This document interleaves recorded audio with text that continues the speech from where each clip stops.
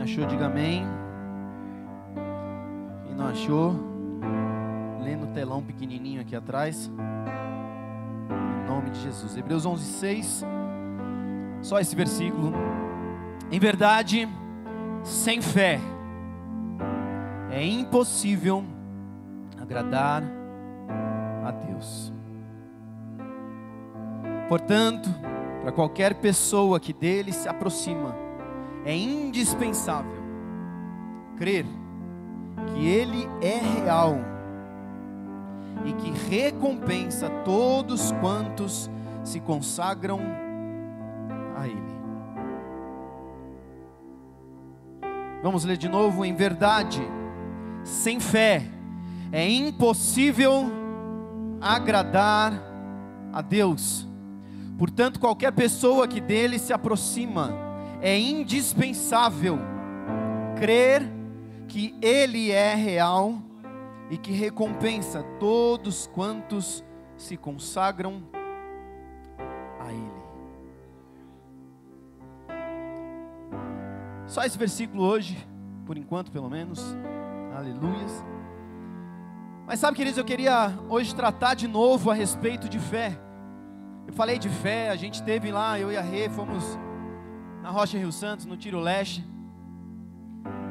E das, se eu não estou enganado, 8 ministrações que nós tivemos, eu acho que 6 falaram de fé e as outras 2 no meio da mensagem falou de fé também.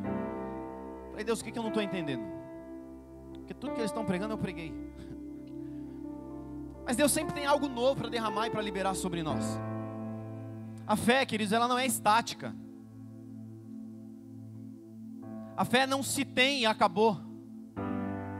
A fé ela cresce, a fé ela se desenvolve, a fé ela aumenta de tamanho, mas à medida que nós trabalhamos a nossa fé. Sabe, eu já ouvi de pessoas, puxa, cara, minha vida inteira eu orei por enfermos, mas eu só vi cura de tosse. Eu acho que o meu dom era para tosse. Eu falei, onde é que está isso na Bíblia? Ide e curai os enfermos, não é curar os que têm tosse. A gente começa a criar na nossa mente um Deus que faz aquilo que nós pensamos e não aquilo que Ele falou que faria.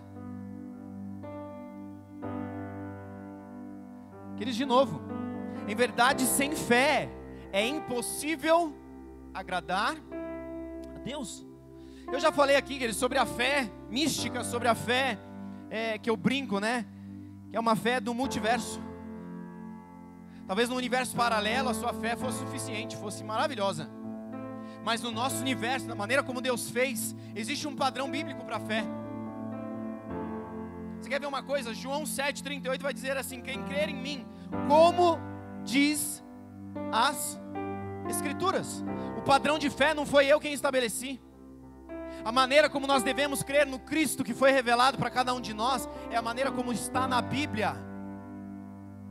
Não é a maneira como eu prego no púlpito. Não é a maneira como o seu youtuber preferido ou o seu pregador preferido do Spotify declara. Mas é a maneira como a Bíblia nos revela. Só que aí mora um grande problema, e eu já cansei de falar isso aqui também.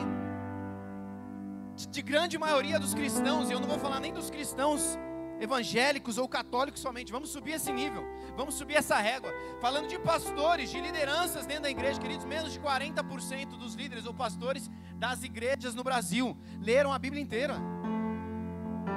E aí a gente está no púlpito ensinando a respeito de uma Bíblia que a gente não conhece. Só que o problema não é só esse, o problema é que o povo que está aqui, não só o que está aqui, eu não estou falando de você especificamente, mas de você também. Estou falando de toda a igreja como um todo. A gente começa a receber da comida mastigada que o cidadão libera no púlpito. E muito mal mastigada ainda. Esse cara de ué. O padrão bíblico nunca foi esse. O padrão de Deus nunca foi esse. A maneira como Deus sempre desejou se relacionar com cada um de nós nunca foi essa. Sabe onde começa isso? Suba tu, Moisés, no nosso lugar. Consulta tu, Senhor, e vem e nos diz aquilo que Ele está te dizendo. Ali começa um padrão onde nós levantamos sobre nós uma liderança que busca o Senhor no nosso lugar. Quando Deus disse a Moisés: Moisés, diga ao povo que se santifique, que se separe, porque a terra que eles pisam é santa, mas eu quero me revelar a eles. Só que a gente deixa isso de lado. A gente começa a se mover no padrão dos hebreus ali, que não era um padrão baixo, meu irmão. Presta atenção, esses hebreus que saíram do Egito, eles viram as 10 pragas, que para os egípcios foram 10 pragas, para os hebreus foram 10 milagres. Eu já falei sobre isso aqui também. Pensa, você está lá em Gozém, começa a água toda em todos os lugares do Egito vira sangue, mas a água de Gozém continua água normal, potável. Não é para o Otávio.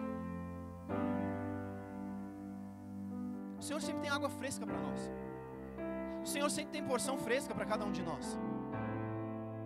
João 7,38, que eu li aqui, ele vai falar: quem crer em mim, como diz as Escrituras, do seu interior fluirão rios de águas vivas. Não é do interior do pastor, não é do interior do pregador, não é do interior do youtuber conhecido, famoso, do pastor XYZ, KW, LGBTQIA+. Não tem a ver com isso. Tem a ver com a nossa vida entregue e prostrada diante do Senhor. Mas sabe, nós não temos fé para acreditar em Mateus 6,6, que diz: entra no seu quarto, fecha a sua porta, e o Deus que te vê em secreto te recompensará. Por que ele está dizendo isso? Quem é que entra no quarto, fecha a porta para buscar o Senhor, para fazer cena? Alguém faz isso? Ninguém está vendo. É ou não é verdade? No máximo do máximo, seu cônjuge, seu filho. Só que eles estão vendo você lá dentro, estão vendo a porta, né, fechada, estão imaginando que você está lá dentro. Só que se sai de lá do mesmo jeito que você entrou, eles vão suspeitar. Eu acho que ele ficou mais tempo no Instagram do que orando. Que querido, Deus que não te transforma é o Deus que você criou. O Deus que não te muda é o Deus que você criou na sua mente. E o padrão bíblico que nós já vimos aqui é: creia no Cristo conforme as Escrituras o dizem. O Cristo manifesto é maravilhoso. Cristo em nós é a esperança da glória, como eu acabei de orar. Mas se só nós olhamos uns para os outros esperando que a glória de Cristo seja manifesta no outro, o outro é limitado, meu irmão. O outro tem um Cristo inteiro, mas não tem tudo de Cristo. Sabe, a gente quer receber tudo de Deus, e Deus nos dá tudo que Ele tem. Mas o problema é que nós não entregamos nada para Ele. O problema é que o evangelho dos nossos dias é um evangelho baseado em Juízes, do 17 ao 21. As pessoas fazem conforme lhes parece bom. Elas selecionam para cada uma delas o sacerdote conforme lhes apraz. Depois você lê Juízes. Cara, Juízes está lá relatando um sacerdote, que ele era sacerdote na sua casa, na sua família. E aí ele se movimenta lá, alguém chega para ele e faz um convite: cara, você vai ser sacerdote só de 2 pessoas ali? Aqui nós temos 10 famílias, vem para cá, é mais ou menos isso. Por causa de uma proposta melhor, ele se move sem a direção de Deus. E aí ele está ali, sendo sacerdote para mais um povo, e aí de repente chega um outro povo, e diz: você vai ficar só com essas 10 famílias aí, só com esse povinho aí? Vem para cá. Qualquer semelhança é mera coincidência com os nossos dias, né? Pastores procurando uma igreja cheia. Quantos cultos nós não fizemos aqui com 7 pessoas? E glória a Deus por isso. Vocês estão aí? Vamos lá, alguém? Em nome de Jesus. Estou tentando não fazer essa pergunta, mas eu ainda estou me convertendo. Aleluia. Nós precisamos parar, queridos, de acreditar naquele Cristo que nós criamos. Sabe, a primeira vez que a Bíblia menciona idolatria, ela trata do povo hebreu no Egito. Aliás, no Egito não, já no deserto, onde o povo cria para si um bezerro e dá o nome de bezerro. Não, dá o nome do bezerro, um bezerro de ouro. Cada um, hein, gente? Diga Dara.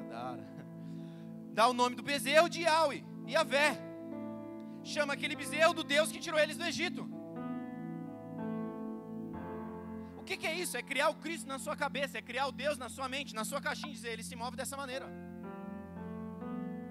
Sabe quando a gente tem mais expectativa, quando a gente tem mais confiança no nosso patrão, no nosso salário, no nosso dinheiro do fim do mês, do que no Senhor?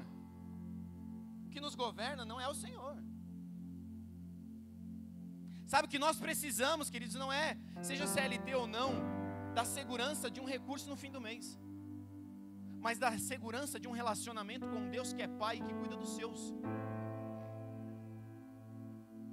Porque tem gente empregada ganhando milhões que está com a vida destruída, e tem gente desempregada precisando descabeladamente de um emprego, mas está bem, está em paz, porque Cristo é o príncipe da paz.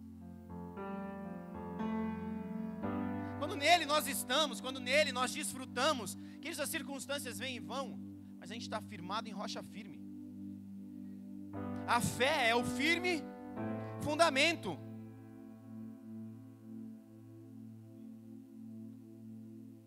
A fé não é uma cama elástica que você fica pulando lá. A fé é um firmamento firme.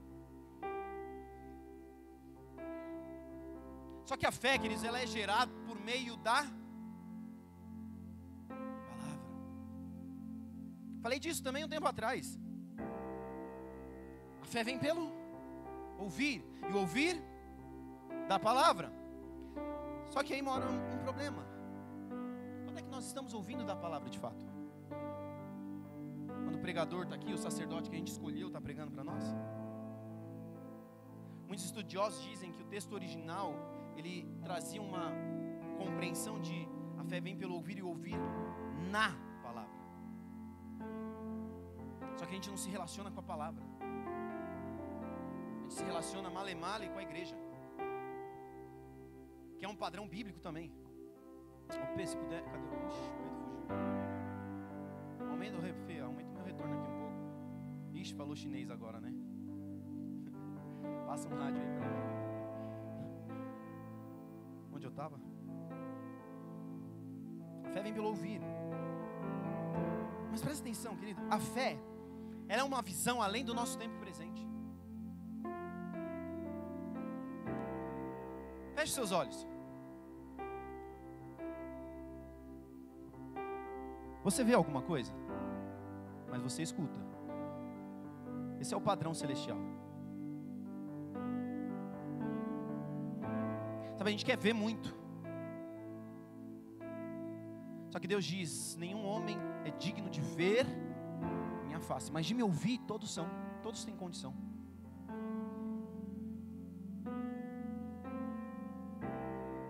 Nós precisamos parar um pouco e ouvir a voz do Senhor. Nós precisamos parar um pouco, respirar. Como é que é, amor? Sopra a vela e cheira a flor, sopra a vela. Respira, calma. A gente confia realmente em Deus? Os nossos olhos estão voltados para a circunstância e a gente está dizendo: Deus, onde é que está o Senhor nessa circunstância? E aí Deus está dizendo assim: eu estou aqui no mesmo lugar, só que você não está parando para ouvir, você só está olhando para a circunstância.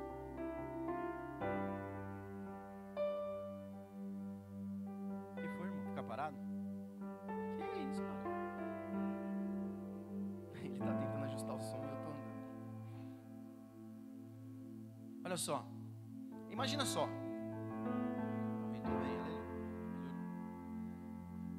Imagina só. Quantos querem viver uma grande pesca? Quantos conhecem o relato da grande pesca? Mateus, Marcos, Lucas, está tudo lá. Depois você lê lá a Bíblia, é bom de vez em quando. Mas o que acontece na grande pesca? Todo mundo se lembra da grande pesca, só que não se lembra da grande frustração que eles passaram antes. Uma noite inteira tentando pescar e eles estão saindo do mar com os barquinhos tudo vazio, cheio de rede vazia. Pensa num cenário de frustração. Você é um pescador nato, você vive daquilo. Aquele pescador não sai para pescar quando ele sabe que não vai ter peixe. E o pescador tem as suas manhas lá para saber como é que vai ter peixe ou não. É igual o pipeiro. Não tem vento, não adianta. Você corre, puxa, não tem vento. É ou não é verdade? Cadê o Michelzinho empina a pipa? Tem uns meninos, cadê? Não adianta. Mas você olha assim 3,5 km, você fala, lá tem vento. Se eu subir até uma certa altura, ele vai pegar a corrente, você não precisa nem fazer força. O pescador é a mesma coisa. Eles saíram certos de que teria peixe. Aí ele chega lá, lança as redes, puxa as redes, lança as redes, puxa as redes, lança as redes, puxa as redes. Fala, que brincadeira sem graça. Bota casaco, tira casaco, parece o senhor Miyagi. Aí no final disso, eles finalmente existem. Já estava provavelmente perto de um amanhecer. E aí eles estão voltando. E aí chega um tal de um carpinteiro. Aquele carpinteiro faz o quê? Mexe com o quê? Madeira, com construção, carpintaria tem mais a ver com engenharia do que com marcenaria. Amém, gente? Mas tá mexendo ali com essas coisas. E aí o cara... A minha mente é muito... Pensa o cara que joga vôlei. Chegar pro cara que joga futebol e falar, chuta direito, mano.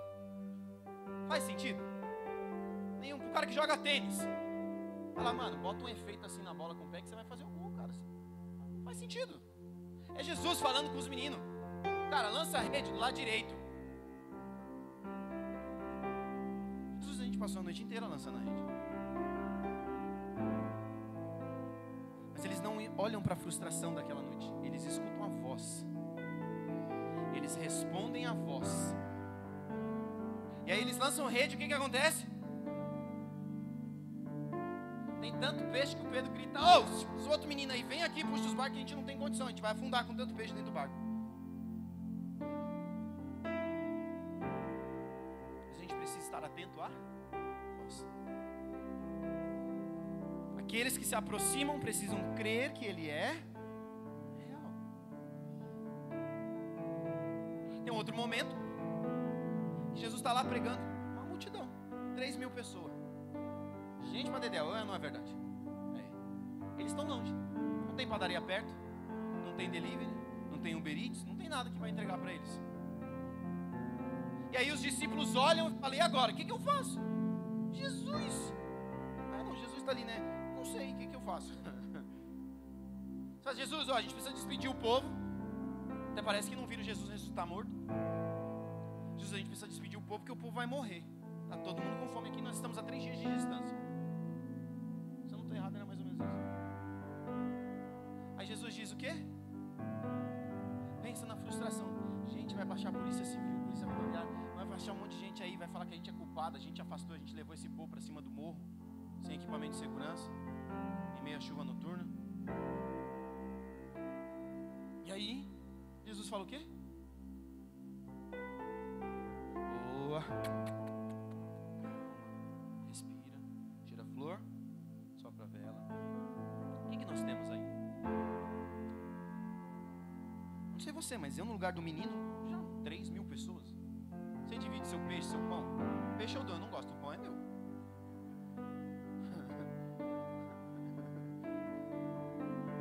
Quem adolescente come. Não sei se você tem essa ideia assim. Os meus ainda são pré-crianças, já estão comendo adoidado, eu estou com medo. Ora por mim aí. Mas o menino dá o pão, dá o peixe, os pães, os peixes. E aí Jesus ora e abençoa e fala o que para eles? Distribui. Imagina só se eles ficam olhando para os peixes, para os pão. Distribui o que, Deus? Jesus tem 2 peixes, 5 pão. O que eles fazem?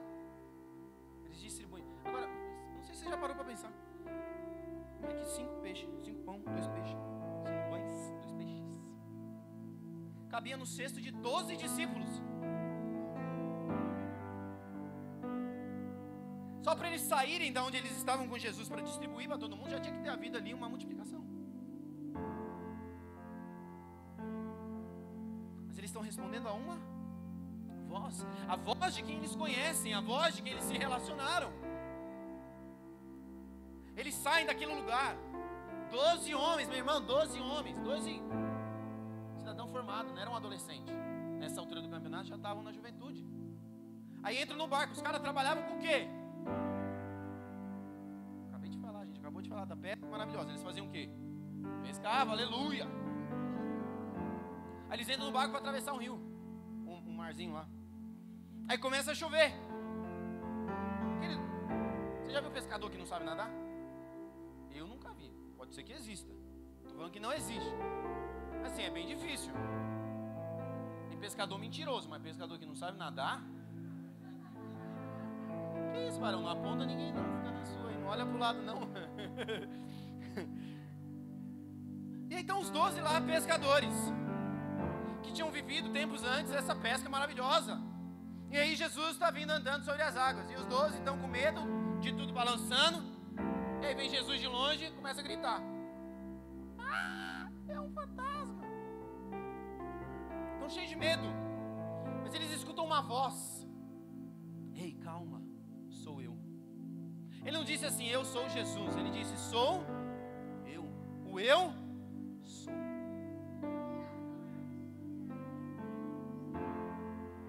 Quando a voz fala, a gente precisa parar e ouvir aquilo que está sendo dito. Sabe, mas a gente está cheio demais de videozinho. Tem 300 links salvos lá, querido. Pensa num cara que escuta. Sou eu. Gosto de podcast, sabe? Crente é fofoqueiro, não é? Eu fico nem que ter sentado ouvindo a conversa dos outros. Podcast, é isso que é fofoca.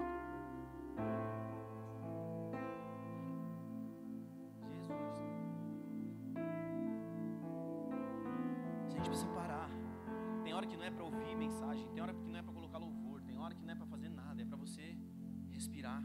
Entrar no seu quarto e falar: Deus, eu não sei, mas o Senhor sabe. Eu me aproximo de Ti crendo que o Senhor existe. E não só isso, que o Senhor recompensa aqueles que acreditam no Senhor. Eu não estou aqui para mostrar para ninguém, eu estou aqui para ver o Senhor. Espera um pouquinho, para um pouquinho. É mais ou menos aquela música, né? Anda um pouquinho, para um pouquinho, 150 quilômetros. Para um pouquinho, tem hora que é para parar. Para, entra no seu quarto, fecha a sua porta. Tia, eu não sei o que falar. Quem disse que você precisa falar? Você não precisa falar nada. Mateus 6,6, entra no seu quarto, fecha a sua porta. É Deus que te vê, não é o Deus que te escuta. Porque quem tem que falar ali é Ele, não é você. Nessa hora que nós entramos no quarto, é a hora que Ele se manifesta. É a hora que Ele fala. E o Deus que te vê em secreto te recompensará publicamente. Só que se você vai com interesse na recompensa, você já perdeu tudo. Porque a recompensa é a recompensa da presença. E aí é o Cristo manifesto em nós, que é a recompensa pública.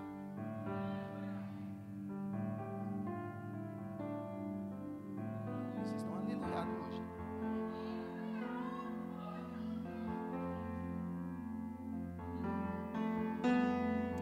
Olha só, deixa eu te apresentar uma pesquisa. Nós temos geralmente o costume, quando quando nós somos chacoalhados assim pelo Senhor, às vezes por meio de uma mensagem, às vezes por meio de algo que Deus faz, é um milagre, a gente é chacoalhado, e aí a gente quer viver intensamente tudo aquilo que Deus nos pediu há 200 anos atrás. Aí a gente sai de um culto assim, aleluia, avivado, aleluia, chega em casa e fala, hoje eu vou ler. Aí você resolve ler os 30 capítulos que você não leu na semana. Aí você fala, hoje eu vou orar, aí você fica orando até as 3 da manhã, aleluia. Só que aí chega amanhã, você já perde a hora do trabalho, acorda um pouco tarde, sai correndo, aquele negócio todo. Aí chega domingo que vem, você não fez nada o resto da semana. Querido, deixa eu te dizer algo. É muito melhor fazer sempre do que fazer muito. É melhor você ler um capítulo hoje, 5 minutinhos. Deita, dorme, descansa. Amanhã você acorda e fala, Deus, vou ler um capítulo. Aleluia, Salmo 2 lá, tem 5 versículos. Não vai dar nem um minuto. Aleluia, mas leu. E aí você chega, você vai indo até a hora que você chega no 115, você fala, Jesus, vou ficar 2 horas aqui. 160 e pouco versículo. Mas você lê, um por dia, está de bom tamanho. Não é orar 3 horas num dia, mas todos os dias você ter contato com o Senhor. Você chegar no Senhor dizendo, Deus, cara, eu não sei o que eu vim fazer aqui, mas eu estou aqui, a sua palavra diz, Mateus 6,6, então no seu quarto, fecha a sua porta, Deus que te vem em secreto, eu estou aqui. Você está me vendo, não está? Ixi, é verdade, o pastor falou que não precisa nem falar, né? Mas eu já estou falando. Então eu vou ficar quieto, me vê. Aí bate a ansiedade, você fala, Deus, você me viu, estou indo. Aí você foi, 1 dia, 2 dias, 3 dias, 4 dias, 5 dias. Quando você vê, você está passando tempo com Deus, você fala, cara, nossa, eu fiquei 1 1 hora lá, parece que eu estava 2 minutos. É uma construção de relação. E aí deixa eu te apresentar essa pesquisa, olha só. Uma pesquisa marcante sobre o resultado de ler a Bíblia frequentemente. Eu estou falando de ler a Bíblia. A gente não está falando de alguém batizado no Espírito, a gente não está falando de alguém aleluiado, eu não estou falando do Espírito Santo se manifesta, ó, isso aqui que está dizendo aqui, ó, no versículo tal, nessa terceira folha aqui, ó. Não, estou falando de ler a Bíblia. Somente ler a Bíblia. Olha o resultado. Sentimento de solidão cai 30%. Está se sentindo muito sozinho? Vai ler a Bíblia. Problemas com raiva caem 32%. Está vendo porque eu leio bastante a Bíblia? Aleluia. Problemas de relacionamentos com cônjuge, com familiares, com filhos, com parentes, com inimigo, com qualquer um, caem 40%. O alcoolismo cai 57%. Só de você ler a Bíblia. O sentimento de estagnação espiritual cai 60%. O contato com a pornografia cai 61%.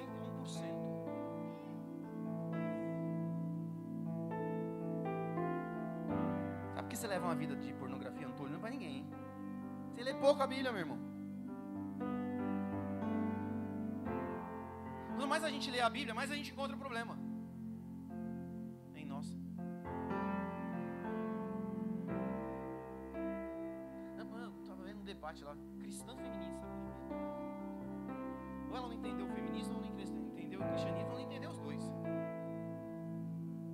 Mas dizendo, não, porque a gente não tem que falar que poligamia é ruim ou é bom.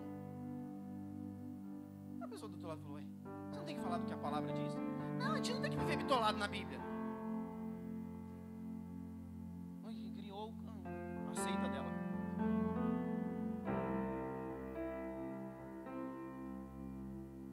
Sabe, você quer ver uma coisa? Deus é sempre fiel em cumprir as suas promessas. Mas se nós olharmos todo o Antigo Testamento, está tratando do povo de Israel.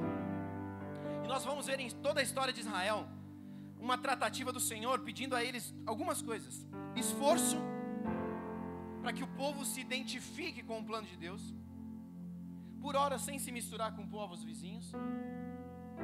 Em alguns momentos se abstendo de algumas coisas. Na verdade, na maioria dos momentos se abstendo de algumas coisas. Mas principalmente de obediência ao Senhor, de contato com a Torá, que era a Bíblia deles, a palavra do Antigo Testamento ali, né? E lealdade à aliança do Senhor. Mas quando nós olhamos para Israel, o que nós vemos? Sei lá, 1 Reis, 2 Reis, 1 Samuel, 2 Samuel, 1 Crônicas, 2 Crônicas. Entrou o rei, derrubou os postes, fez isso, fez aquilo. O povo estava aleluiado, estava cheio de glória. O povo estava próspero, estava tudo acontecendo bem. O rei morreu. O povo levanta ídolo, faz isso, faz aquilo, vira aquele Paranauê danado. O povo aposta. O tempo inteiro, sobe, desce. Você vê aquela montanha russa. Dá lucro. Por quê? O que acontece? Qual é o cenário? Apostasia. E a apostasia bíblica, queridos, ela tem um padrão. Geralmente, ela tem um modus operandi. E o que acontece? Primeiro ponto. Um cristão que começa a negociar com o pecado. Começa a administrar aquilo que Deus mandou a gente abandonar. A gente começa a gerenciar aquilo que Deus pediu para a gente correr. Não é bem isso, não é bem assim, não é bem dessa forma. Segundo ponto, idolatria. Quando colocamos alguém ou alguma coisa como prioridade acima do amor do Senhor nas nossas vidas, ou o Senhor é o primeiro nas nossas vidas, ou Ele não é nada. Ai, Tiago, você é doido. Olha a Bíblia. Ame o Senhor, seu Deus, sobre todas as coisas. Ou Ele é o primeiro, ou Ele não é nada. Só que a gente vai seguindo esse padrãozinho. A gente vai criando. E aí, por último, acabam por abandonar a leitura da palavra, acabam por se distanciar daquilo que estava escrito. Sabe, eu não sei se você sabe quais foram talvez 2 dos principais erros de Salomão.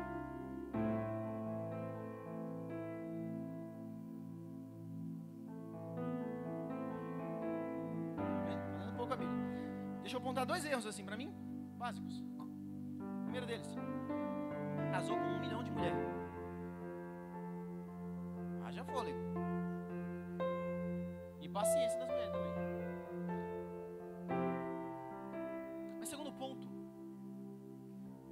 eu vou te dar até 3, ó. Segundo ponto, a Torá, lá em Deuteronômio, por exemplo, está escrito: quando vocês instituírem um rei, que os reis consultem diariamente, frequentemente a Torá. Leiam a Bíblia, ou que alguém esteja ali contando para eles, lendo para eles a Bíblia. Estou com preguiça, hoje lê aí para mim em voz alta. Já é alguma coisa, meu irmão. Põe um Cid Moreira, vou ler para você. Já é um caminho. E a terceira coisa foi: não criem para vocês, reis, não tomem para vocês muitos cavalos. Você sabia disso? Não sabia. Alguns talvez soubessem.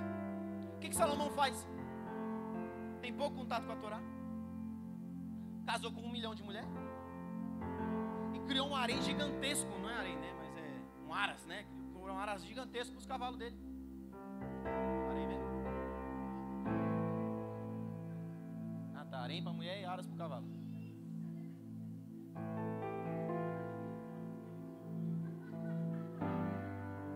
Só as éguas, né?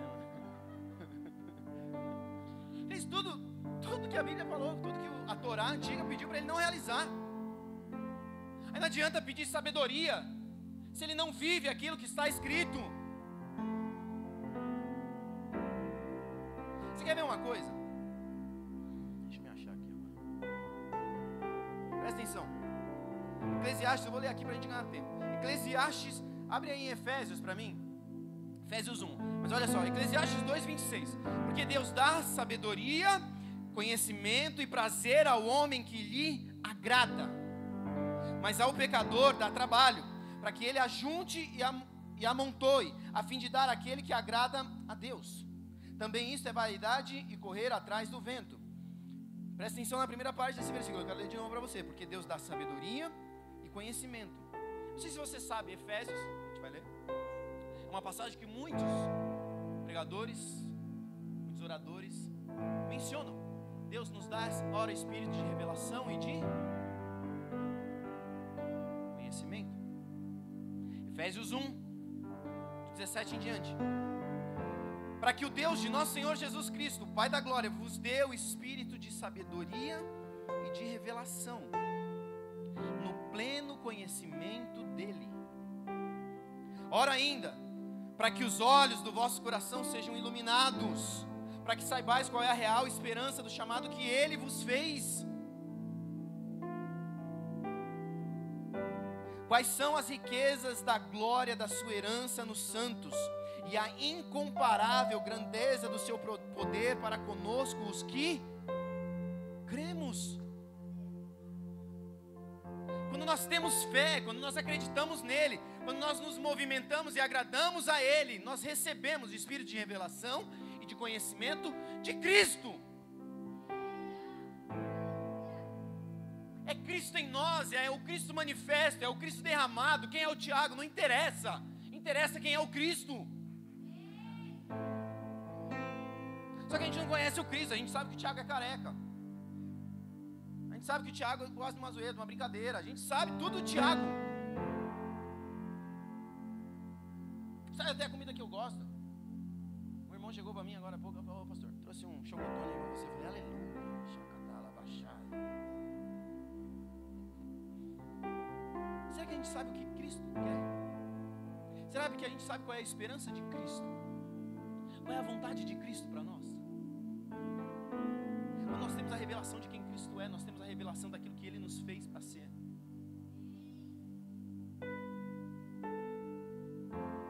Eu não sei o que Deus quer da minha vida. Conhecer a Cristo. Porque quando você está em Cristo, você desfruta de tudo que Ele é.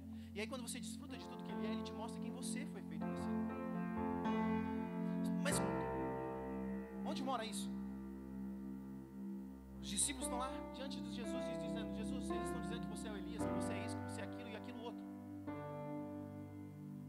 Jesus diz, em outras palavras, na versão Tiago, revista e atualizada. Dá legal.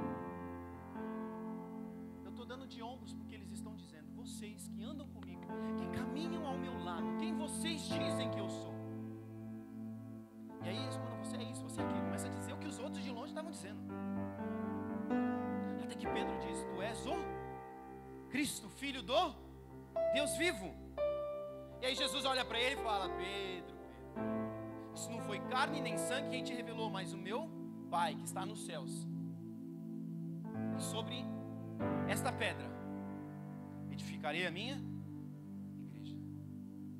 Mas antes disso ele disse: tu és Pedro. O que quer dizer? Pedra. Mas não essa pedra. Essa pedra de Pedro é uma pedrinha pequenininha. A pedra que ele fala da igreja é um pedregulhão. Não gosta um grande. Só que quando Pedro entende quem Jesus é, Jesus mostra para ele, a partir do Senhor, quem ele é. Ele é a voz, nós precisamos crer nele. Não no pastor, não naquilo que eu estou declarando, mas na Bíblia. Cara, sabe os testemunhos mais gostosos que eu recebi no ano passado?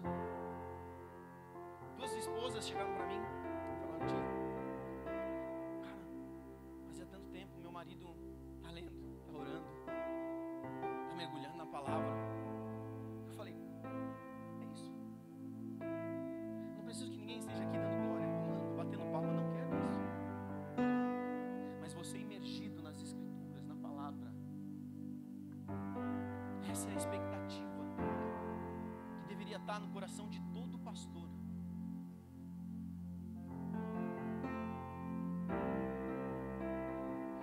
A mesma coisa, a moça chegou para mim e falou: cara, ele está fazendo, tô até estranhando. Falei: estranhando o quê? Ele está orando lá e tal. Falei: e você? Vai orar também.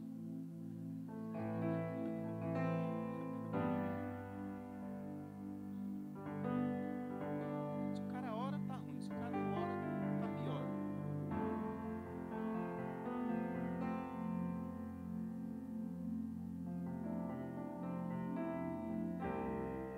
Queridos, as circunstâncias nunca irão sustentar a nossa fé, mas a nossa fé, porque ela está bem fundamentada, ela é um alicerce profundo. No momento da tempestade, a gente se deita como Cristo e dorme.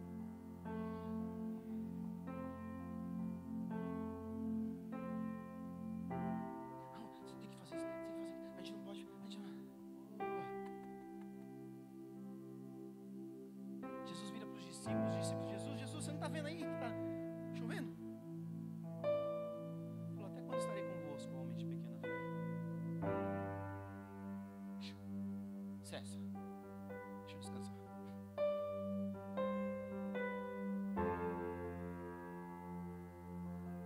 Qual foi a manifestação, a revelação para o Cristo? Cristo não havia feito nada, Cristo não havia desfrutado de nada, mas Cristo recebe uma palavra. Ele vai até João e diz: João, me batiza.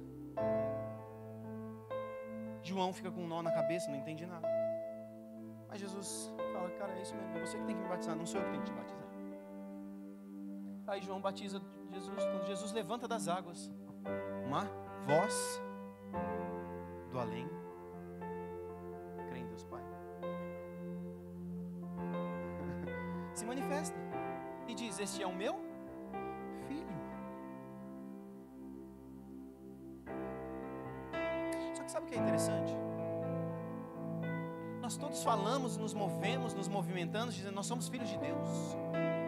Sabe que a Bíblia tem um padrão para chamar de filho? Quem são os filhos de Deus segundo a Bíblia?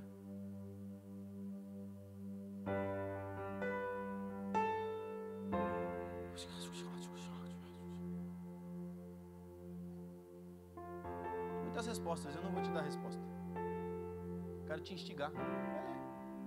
Vai orar. Alguns falaram algumas coisas aí, outros falaram outras. Já ficou com a pulguinha aí, né? Quem é? Peraí, quem é? Só que a gente trata todo mundo como se fosse filho, não é? Nós nascemos criaturas de Deus.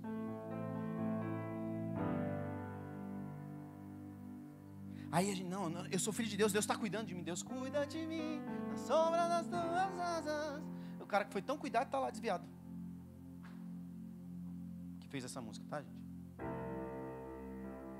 Não sei nem o que eu estou falando disso. Mas o fato é, queridos, que Jesus, ele é alçado ali, Deus diz, esse é o meu filho amado, em quem eu tenho prazer. Sabe o que Jesus faz nessa hora? Sabe o que acontece nesse momento? Jesus é recolhido pelo Espírito e é levado ao deserto. E ele passa o quê? 40 dias em jejum. Este é o meu filho amado em quem eu tenho prazer. A gente recebe uma palavra, aleluia, Deus me ama. Chega em casa, come aquele potão de brigadeiro, pede uma pizza, come um Big Mac, come um monte de coisa. Aí o diabo aparece. Peraí, diabo. Ô, pastor, pareceu um demônio aqui.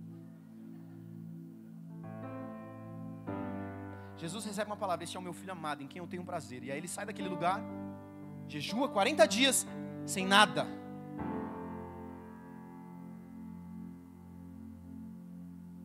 E aí, ele é conduzido pelo Espírito para enfrentar ou para responder ao diabo. Como eu gosto de brincar, lapeta. Eu não quero ele cá, eu quero ele lá, bem longe. Só que Jesus, que era Jesus, ele faz jejum, ele faz oração, ele se santifica, ele se separa. E a gente diz, eu sou filho de Deus, aleluia. O diabo não toca na minha vida. Calabaço. Pacunhê, anhê e noçã. Não falei em línguas, falei em outra língua. Haitiano, sabe de nada, inocente. A gente cria na nossa mente. Não, Deus disse, Ele revelou, aleluia, eu sou. Não, Ele é o eu sou. Ele se separa, Ele se santifica, Ele vai. E aí o diabo chega diante dele e começa a dizer o quê? Se tu és o filho, transforma essa pedra em pão. Ele não responde se ele é ou não filho, ele sabe quem ele é. Ele responde a segunda questão: nem só de pão virá o homem. Aí o diabo faz outra pergunta, fala o que para ele? Se tu és o filho de Deus, lança-te daqui, dá ordem aos teus anjos e eles te farão, te sustentarão. O que Jesus faz? Eu sou o filho. Fala, não tentarás o Senhor teu Deus. O que ele está dizendo para o próprio diabo? Não tentarás o Senhor teu Deus, porque Ele quer o teu Deus. E aí depois o diabo de novo faz uma terceira pergunta, insistente, chato. Tem um crente xiita e um crente chato. Nada a ver, esquece isso. Aí chega a terceira pergunta: se prostrados me adorares, te darei todos os reinos da terra. Aleluia. O diabo começa a tocar no propósito. Qual é o propósito de Cristo? Cristo veio fazer o que na terra? Leão, Isaías vai declarar que que Cristo viria como um leão e como o cordeiro. O leão é o quê? O rei da selva, sim ou não? Você nunca assistiu Madagascar, Rei Leão, essas coisas? Está lá implícito. Leão é o rei da selva, ele veio para governar. Só que não naquele momento, não naquela hora. Só que a gente, no lugar de Cristo, a gente nem jejua, nem ora. E quando o diabo vem com uma proposta e fala, aleluia, é o meu propósito. Só que a gente quer viver propósito sem viver processo. E quem acessa propósito sem viver processo, morre no propósito. Não, eu tenho uma vida bem sucedida, aleluia. O maior sucesso, o pior sucesso que nós podemos ter é ser bem sucedidos naquilo que Deus não nos chamou para fazer. Deus, eu tenho 1 milhão de seguidores, eu abri 1 bilhão de igrejas, eu toquei as nações. Deus, eu nunca te chamei para isso. Eu nunca te levantei para isso. Eu nunca desejei que você fizesse isso. Você fez o que você quis. Sabe, existe grande diferença de nós buscarmos ao Senhor para saber o que espera de nós, e nós buscarmos o Senhor para pedir que Ele nos abençoe naquilo que nós estamos fazendo. Luiz Hermínio costuma dizer isso: para de pedir para Deus abençoar as suas coisas, comece a se inserir nas coisas de Deus, porque aquilo que Ele está fazendo já é abençoado.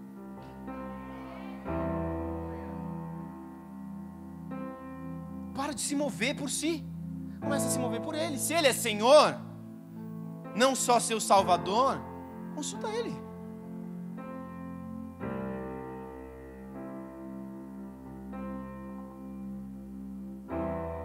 Nós precisamos crer que Ele é.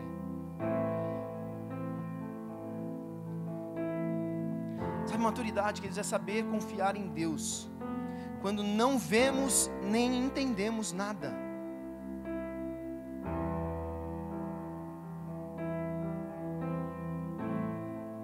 A gente se move muito por aquilo que a gente está vendo. Deus, eu estou vendo e não estou entendendo. A paz que excede o entendimento. Mas a gente quer entender. Mas quando nós estamos em Cristo, nós abdicamos do entendimento. Eu não preciso entender, eu preciso ouvir. Se tem uma voz que me aponta um caminho, se tem uma voz que me dá uma direção, segue a voz. Mas não qualquer voz, para de ouvir as vozes que falam por aí. Existem vozes que nós precisamos cessar para que a voz dele continue a falar. Mas sabe, eu ouvi algo esses dias que ele dizia, isso é poderoso demais. Quanto mais eu amadureço em Deus, mais baixo ele fala. Quanto mais eu amadureço em Deus, mais baixo ele fala. Por quê? Para que eu me mantenha sempre próximo dele. Para que eu esteja sempre atento a ele. Se você continuar gritando, ei!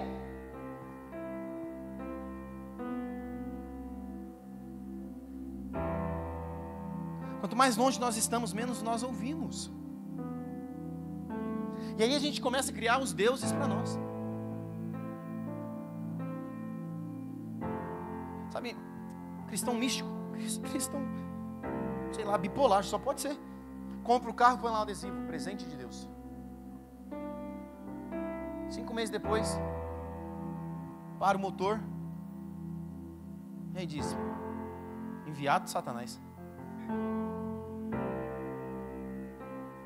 Tem alguma coisa que não está batendo, meu irmão. E não é Deus, é você. Cristo é. Na hora boa ele é. Sabe, provavelmente você já viu um vídeo, tem um moço, ele tem menos de 40, mais de 30. Ele não tem os braços e as pernas. Não sei se ele é australiano, austríaco, ele é da região de lá. E ele estava falando o seguinte, cara, eu acredito em Deus e Deus me usa às vezes para operar alguns milagres. Apesar de dele não ter feito crescer os meus braços e as minhas pernas. E sabe, ele virou assim e disse, cara, eu queria ter braço como você para poder quebrar. Não que ele quisesse quebrar o braço, mas ele queria ter a possibilidade de acontecer. Mas ele não tem. Ele falou, só porque eu não tenho, o Senhor não é digno? O Senhor continua sendo digno. A gente até canta, né? Se Deus fizer, Ele é Deus. Se não fizer, Ele é Deus. Mas eu prefiro que Ele faça. Se Ele não fizer aquilo que você espera, tá tudo bem? Ou vai tudo mal?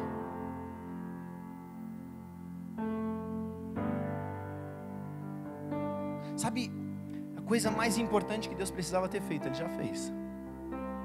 Foi enviar o Cristo sobre nós. Foi enviar o Cristo que venceu a morte. Não a morte terrena, mas a morte eterna. Para que nós tivéssemos vida, não vida terrena somente, mas vida eterna. Isso já basta. Isso já seria o suficiente para nós. Isso já é muito mais do que o suficiente. Ele ainda nos dá a oportunidade da vida. Ele ainda nos dá a condição de escolher. Se você quer, receba-o. Se você não quer, vai para o inferno.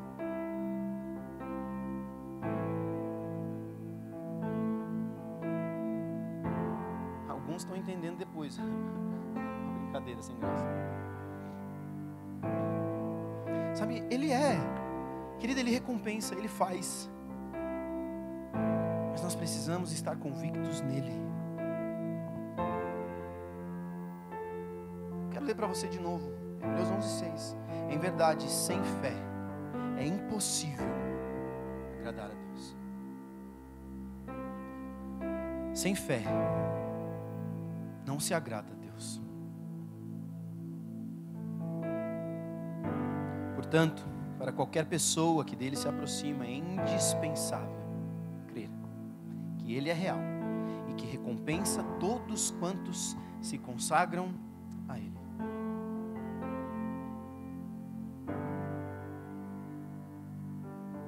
Quero que você feche seus olhos, se coloque de pé. Hoje eu fui mais rápido que o normal. Vigia nessa terra.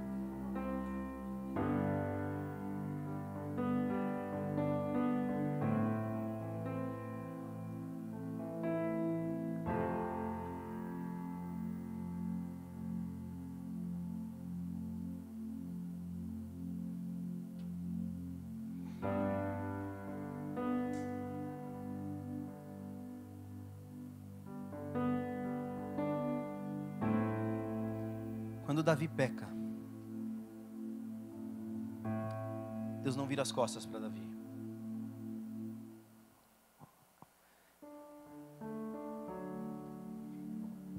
Sem anjo fica pesado. Quando Jonas foge daquilo que Deus havia declarado sobre ele, Deus não desiste de Jonas.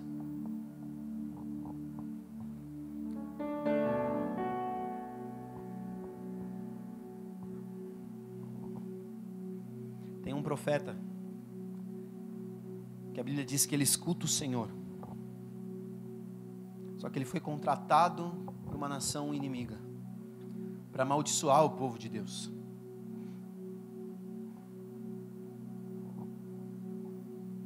Mas até esse profeta que foi contratado para amaldiçoar o povo de Deus continua ouvindo a Deus,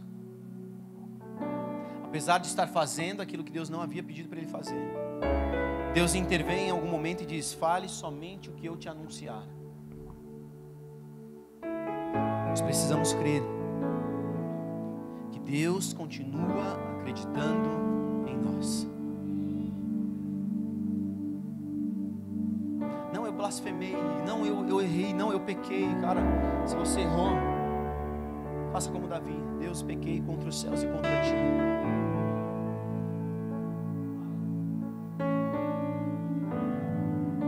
Se você pensa que blasfemou, provavelmente você não blasfemou. Porque aquele que blasfema, blasfema de forma consciente, de forma clara. Eu quero te dizer isso de novo: Deus continua acreditando em você.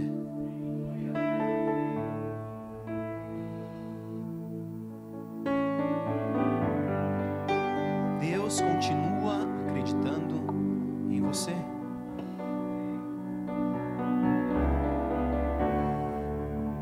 Nessa hora eu quero que você comece a falar com Deus. Se você quiser vir aqui à frente, vem aqui à frente. Se você quiser ficar no seu lugar, fique no seu lugar. Não tenho problema mais com isso. Já tive, hoje não.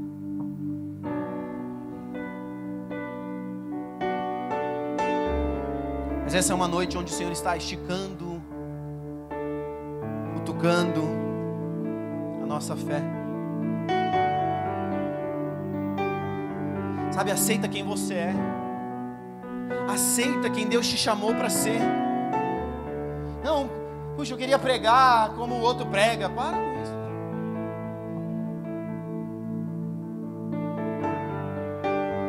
Esse foi um processo que eu vivi durante algum tempo, de aceitar a maneira como eu prego, como Deus me fez para pregar.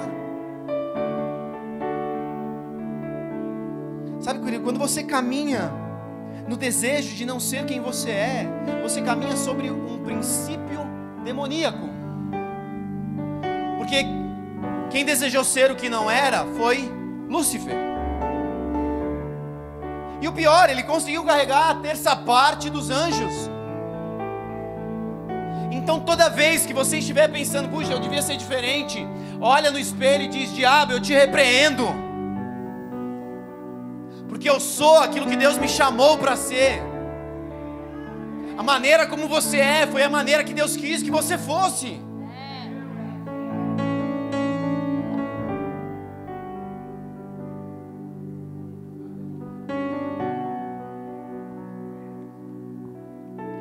os seus olhos para o Senhor na realidade, querido. Volta os seus ouvidos para o Senhor.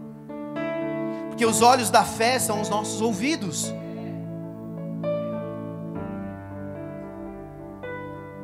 Começa a falar com Ele.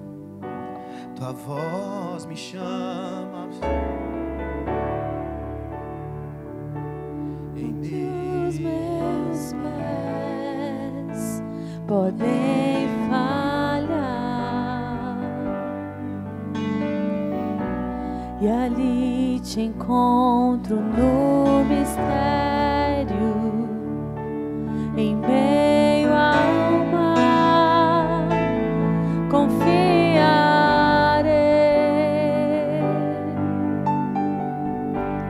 e ao teu nome clamarei, e além das ondas olharei.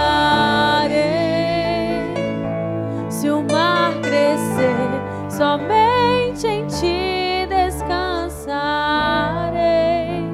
pois eu sou teu e tu és meu.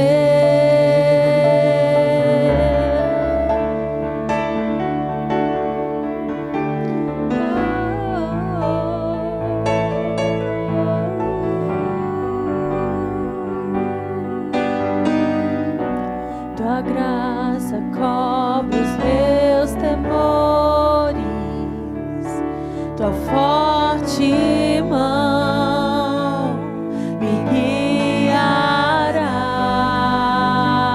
guiará.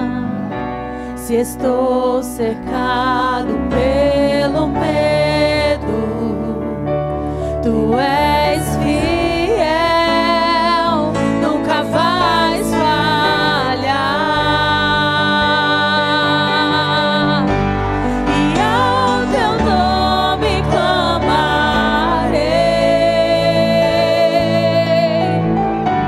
e além das ondas olharei. Se o mar crescer, somente em ti descansarei, pois eu sou teu e tu és meu.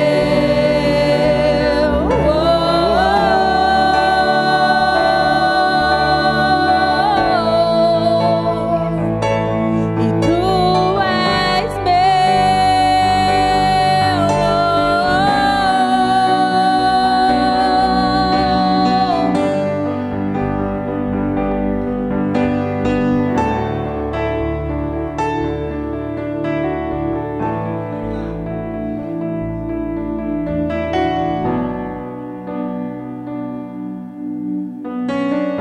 Começa a aplicar a sua fé, querido.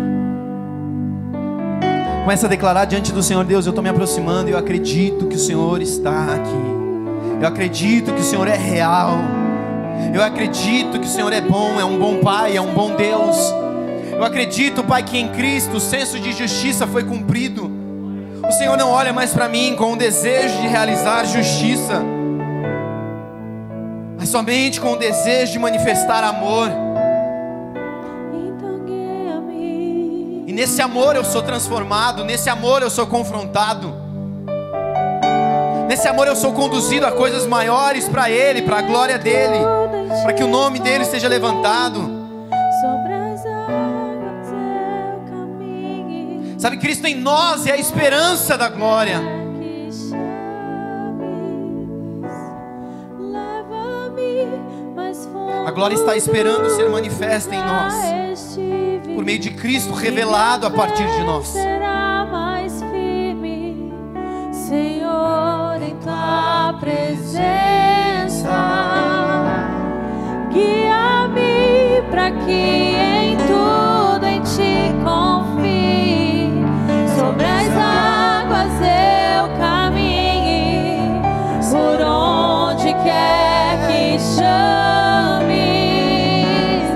Leva-me mais fundo do que já estive, e minha fé será mais firme, Senhor, em tua presença. Então guia-me.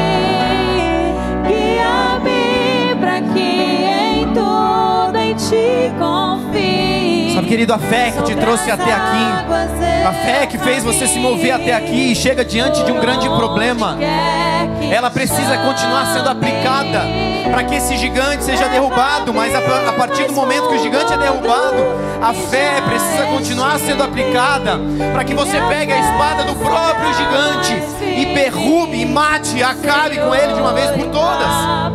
Mas se a fé num firme fundamento, naquilo que foi declarado sobre você. Pare de voltar os seus olhos para o problema. Se você tem um grande problema, é clichê essa frase, mas não olhe para o seu grande problema, olhe para o seu grande Deus.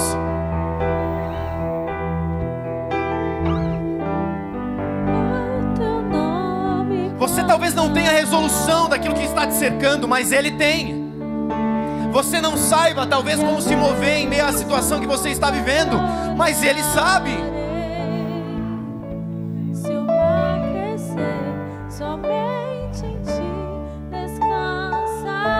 Nós precisamos continuar nos movendo debaixo da palavra que Ele declara para cada um de nós.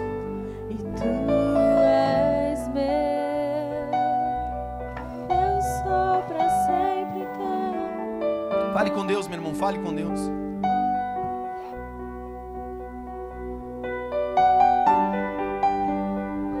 Sabe, talvez o seu problema você não tenha resolução. E aí, como Ana, você precisa ir se lançar diante do altar dizendo: Deus, eu sou estéril, eu não tenho filhos, dá-me filhos.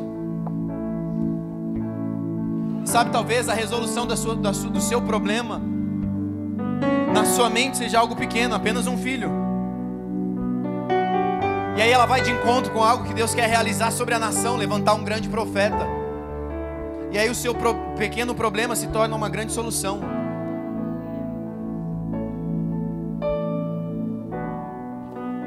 Talvez o problema que você esteja enfrentando nessa hora, meu irmão, seja aquilo que Deus está esperando você lançar diante dele, dizendo: Deus, eu não sei o que fazer, mas eu sei que o Senhor pode todas as coisas. Eu sei que o Senhor recompensa aqueles que se aproximam do Senhor, crendo que o Senhor existe. E aí nisso Deus está só esperando você entregar isso a Ele, para que Ele pegue tudo isso que você acha muito e Ele manifeste diante de toda uma geração, dizendo: eis aqui o meu profeta, eis aqui uma voz que se levanta para derrubar e lançar por terra idolatria, mentira, um falso evangelho.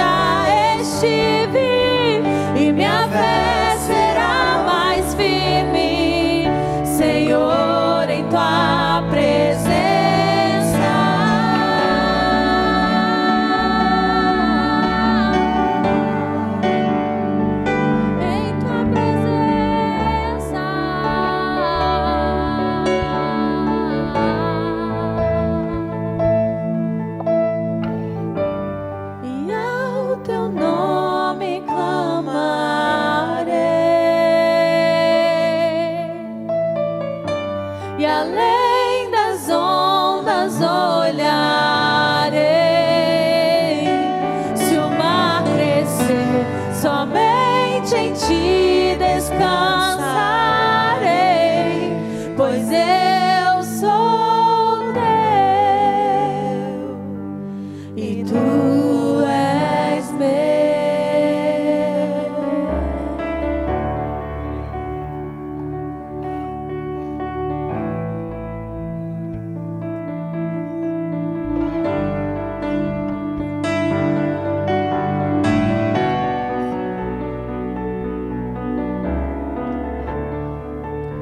Sabe, queridos, eu me lembro de uma frase que meu pastor costuma dizer muito pra gente. Deus não responde perguntas, Deus responde respostas. Talvez essa noite seja uma noite de você dar respostas ao Senhor. Quero te contar uma história que é da tradição judaica com relação à travessia do Mar Vermelho. Existe um homem chamado Nachon. O povo chega diante do mar, eles olham para frente, um grande mar. Eles olham para o lado direito e esquerdo, duas grandes montanhas muito íngremes, eles não tinham condição de subir. Eles olham para trás, o exército egípcio vindo e investida contra eles. Eles não tinham caminho, rota de fuga. Os judeus olham para Moisés e começam a questionar: Moisés, não era melhor nós termos morrido no Egito? Pelo menos lá nós teríamos os caixões. Moisés olha para o Senhor, ele volta os seus olhos para o Senhor, ele diz: Deus, o que eu faço? E Deus diz para Moisés: diga ao povo que marche. A Bíblia não relata isso, ela relata até esse ponto, mas nesse ponto em diante, os judeus contam que todo o povo, toda a nação ficou estática. Mas um homem, Nachon, ele responde a uma direção dos céus. Ele responde a uma voz dos céus que disse: marche. Mas marche para onde?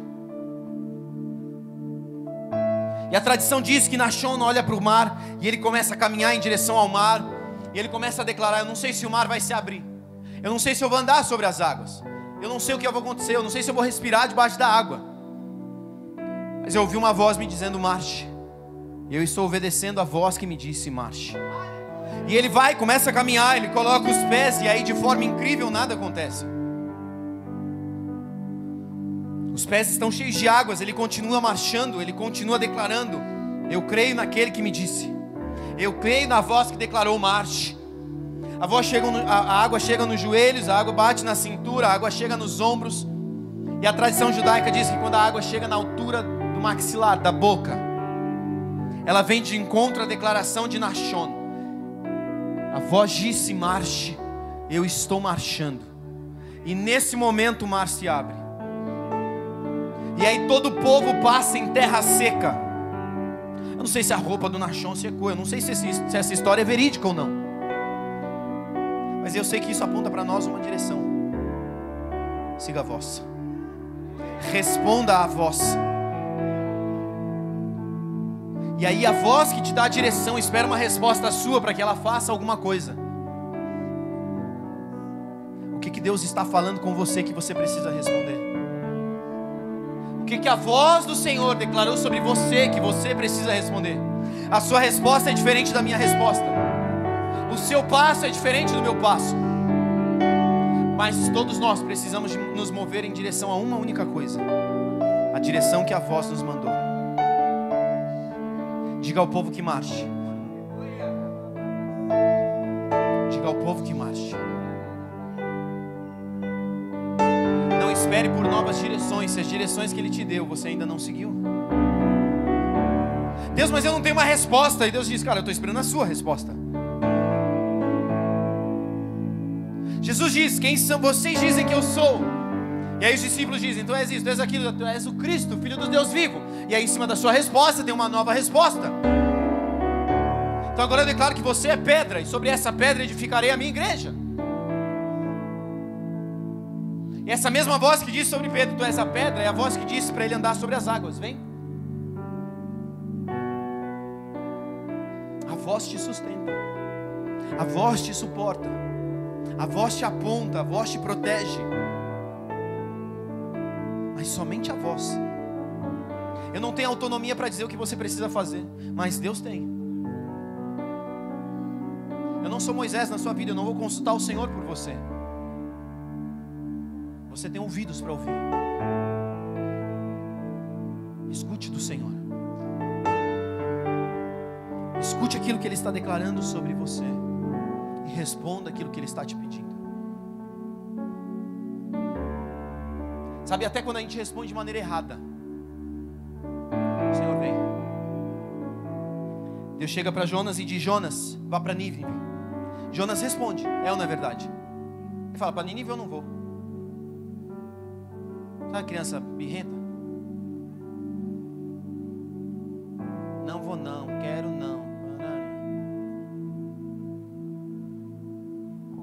Ele se move na direção contrária. Deus manda um peixe que engole ele. Se você não acredita, o problema é seu. Aquilo que a Bíblia diz A, eu acredito em A. Se a Bíblia dissesse que uma formiga engoliu o Jonas, eu ia acreditar do mesmo jeito. Só não ia querer ver a formiga. Mas até a resposta equivocada tem uma intervenção do Senhor. Porque a gente não pode ficar estático. A fé é um fundamento, não um aprisionamento. A fé faz a gente se mover. A fé faz a gente caminhar. A fé faz a gente realizar aquilo que Ele está nos apontando para realizar e fazer. Se mova naquilo que Ele está te apontando para realizar e fazer. Em nome de Jesus.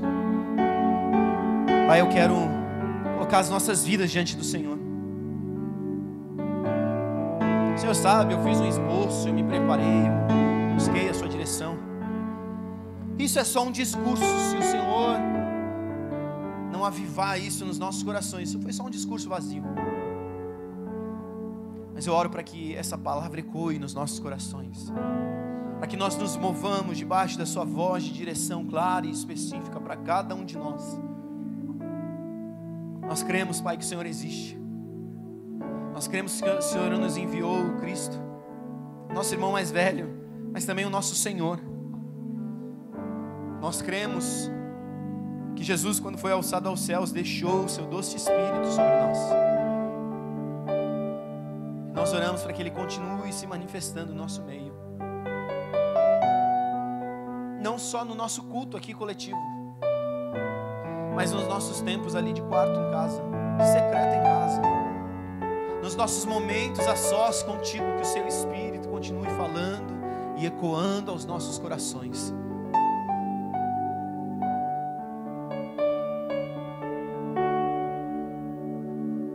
Que a sua doce voz, Jesus, que a sua doce voz, Espírito Santo, permaneça ecoando em nós.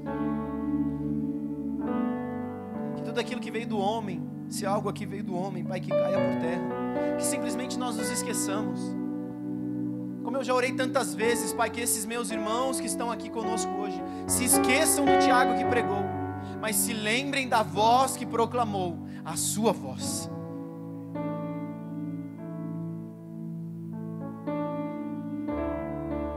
Nós queremos viver profundamente, Pai, a fé alicerçada, fundamentada no Cristo, na revelação de quem o Cristo é, na revelação daquilo que Ele quer realizar e fazer.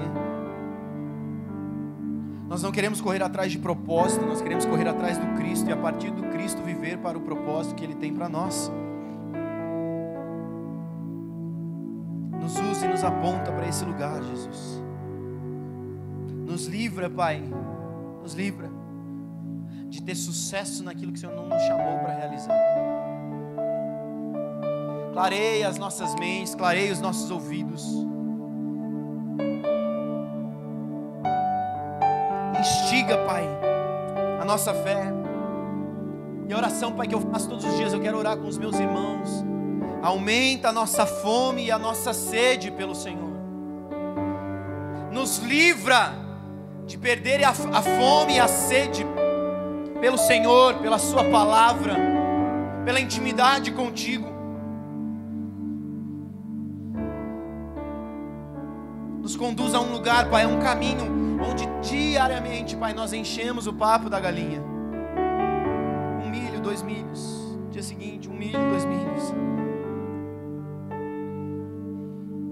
Nós não queremos sair daqui alucinados, querendo, não, vou buscar tudo que eu nunca busquei, não. Nós queremos construir uma relação contigo, Pai. Dia após dia. Te buscando, te ouvindo, discernindo do Senhor, recebendo do Senhor, sendo transformado pelo Senhor, Pai. vivendo mudança e transformação para que o seu nome seja glorificado em tudo. Que essa igreja, Pai, que se reúne aqui em Alphaville, seja uma igreja cheia, Pai, de lágrimas nos olhos, pela sua presença, pelo desfrute do seu amor, pela manifestação do seu nome no nosso meio.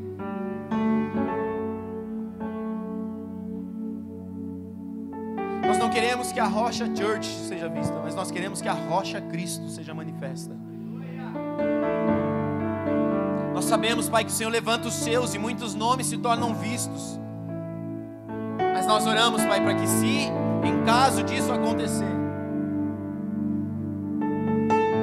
qualquer nome que seja exaltado, Pai, esteja muito abaixo da exaltação do seu nome.